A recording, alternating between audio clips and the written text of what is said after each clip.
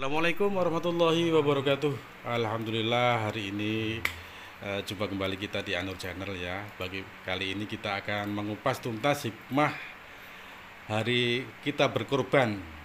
Karena sebentar lagi kita berada di momen Idul Adha 1445 Hijrah. Dan saat ini masih bersama Gus Aulia. Ya, juga beliaunya juga merangkap sebagai ketua panitia kurban An-Nur untuk tahun ini. Assalamualaikum Gus Aulia. Waalaikumsalam warahmatullahi wabarakatuh. Ya Gus, ini di momen Idul Adha sebentar lagi untuk 1 bulan ke depan ya Gus ya. Sebelum kita berkorban, kita ingin tahu hikmah apa yang terkandung dalam momen kurban saat ini Gus. Oke, alhamdulillah di kesempatan kali ini kita berjumpa kembali. Alhamdulillah dan alhamdulillah tentunya karena atas nikmatnya Allah Ta'ala kula panjenengan kita semua bisa kumpul kembali, bertemu kembali tentunya di Anur Channel. Semoga membawa pencerahan, membawa keberkahan untuk umat. Amin, amin. Tentunya Alhamdulillah. sesuai dengan pertanyaan yang ditanyakan, hikmah apa sih yang kita peroleh kalau kita melaksanakan kurban? Tentunya yang pertama adalah membersihkan diri dan juga membersihkan harta kita. Jadi dengan kita berkurban, yang pertama ini membersihkan diri dan juga membersihkan harta kita.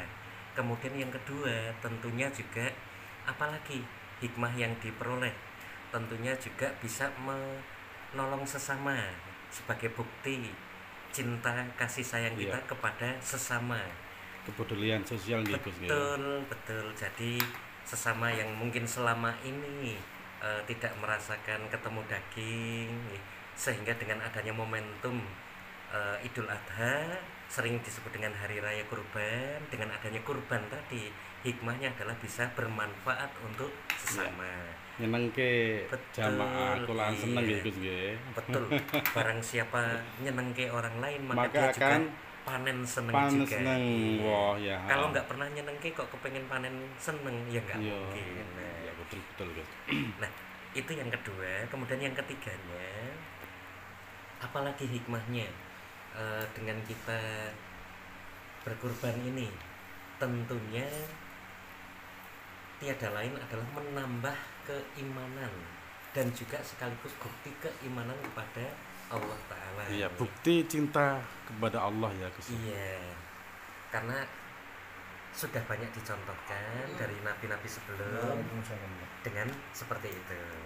Artinya kita ini dikasih gambaran dengan berkurban oleh Nabiullah sinten, Nabiullah Ismail ya, saat itu ya, yang sebagai percontohannya.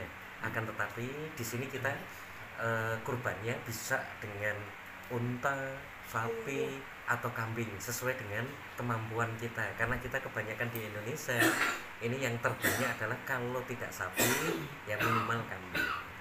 Dan nanti di akhirat gimana Gus? Bayangannya kalau kita sudah berkorban 1 kali, 2 kali begitu, sebenarnya besok bagaimana di akhirat itu? Memang ada yang berpendapat bahwa dengan kita berkorban paling tidak nantinya kita punya tunggangan di akhirat sana, gambarannya begitu. Sebenarnya ini sudah kita ulas di awal. Yang pertama, hikmah utama itu apa?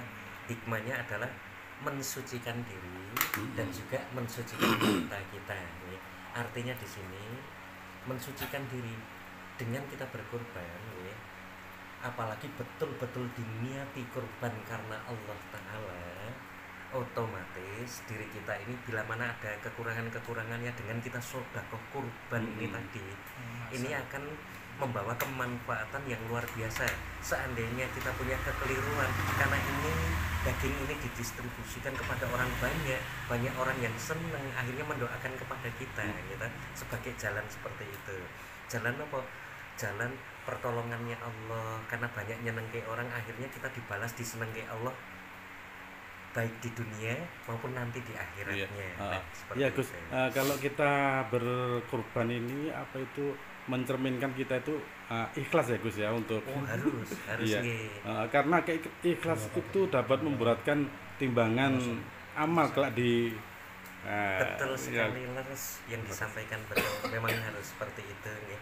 ya kita ikhlas untuk berkorban ya, dan dengan berkorban ya itu tadi lah, memberatkan amal di akhirat kelak. Nanti betul nambah timbangannya di akhirat Ya, kelak. Tentunya sebenarnya banyak sekali hikmah-hikmahnya, tapi di sini kita ngulas satu persatu. Seperti halnya yang kedua tadi, dalam rangka apa?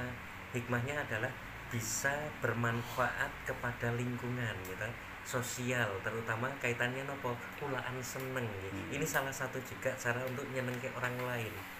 Artinya kita bermanfaat, karena sebaik-baik manusia khairunas anfa'uhum linnas, yang bermanfaat untuk manusia yang lain, salah satunya dengan berkorban. Bila mana panjenengan ini mampu kok tidak malah menunaikannya, berarti kecintaan panjenengan kepada Allah Ta'ala ini kurang. Jadi kesempatan momentum saat ini, mari kita belajar bersama-sama. Bila mana kita mampu, ayo kita belajar kurban bareng-bareng di Iya.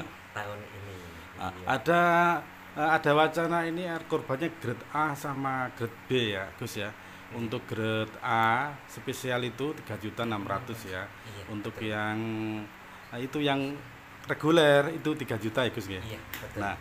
Nah di sini kenapa kok harus ada grade A? Karena apa, nanti kalau di akhirat itu tuh tunggangan sapinya gemuk enak Gus. Iya. Tujuannya sebenarnya kita nggak membeda-bedakan, Gitu ya. akan tetapi masa sih yang berkemampuan lebih kok kepengennya sama dengan yang biasa-biasa saja. Ya. Wong, namanya kita makan saja gitu. Nasi goreng katakanlah ya, ada yang kepengen nasi goreng yang spesial Ya. gitu. Itu mengupgrade keikhlasan ya Gus ya. Iya, betul, Iya, betul. iya. Insya Sejauh Allah, mana ikhlasnya? Jadi betul sekali, kalau kita kok mampunya di menu yang spesial, masa yang standar-standar. Kalau mampu di yang super, yang istimewa, kenapa tidak gitu. Iya. Ayo, jadi wujudkan bersama-sama, tidak menutup kemungkinan yang standar-standar biasa pun sangat kita perbolehkan, monggo gitu. Tapi yang panjenengan mampu untuk yang spesial, kenapa tidak? Ayo kita belajar juga mencari yang spesial. Iya. Nah, seperti itu. Mengulang yang tahun yang lalu Gus ya, ada Oke. 7 sapi yang gemuk-gemuk ya Gus ya. Oke. Alhamdulillah. Dan mudah-mudahan untuk tahun ini kita bisa dapat sapi yang kayak gitu ya Gus ya. Amin, Yang harapannya sama gemuk-gemuk ya. seperti itu. Dan karena untuk tahun ini pun alhamdulillah dari kita tim korban di tahun 2024 ini sudah ditembusi oleh pihak penyedia sapi. Oh, Ini iya. sudah disediakan malahan. Iya. Jadi untuk kita, karena sudah berlangganan, di sana pun sudah disediakan sesuai nanti harga yang dibutuhkan. Iya. Oke. Dan jangan khawatir, nanti kita carikan sapi yang harga yang terbaik Gus ya. Betul. Harga yang terbaik sehingga nanti dapat sapi yang gemuk-gemuk. Amin. Gitu ya. Iya. Oke. Ada lagi Yus yang ingin disampaikan ini sebagai ketua panitia kurban ini? Nggih. Utamanya begini, di situ perintahnya sangat jelas nggih, fasoli lirobika wanhar nggih. Jadi setelah menunaikan sholat nggih, akan terasa lebih lengkap kalau kita lengkapi dengan berkorban.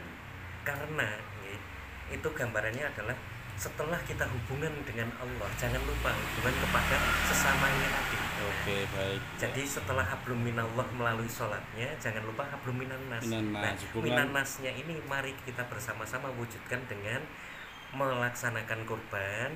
Dan seharusnya kalau panjenengan sami, kita semua ini bila mana mampu, tahun inilah, kalau bisa tahun ini, kenapa harus menunggu tahun Iya, depan?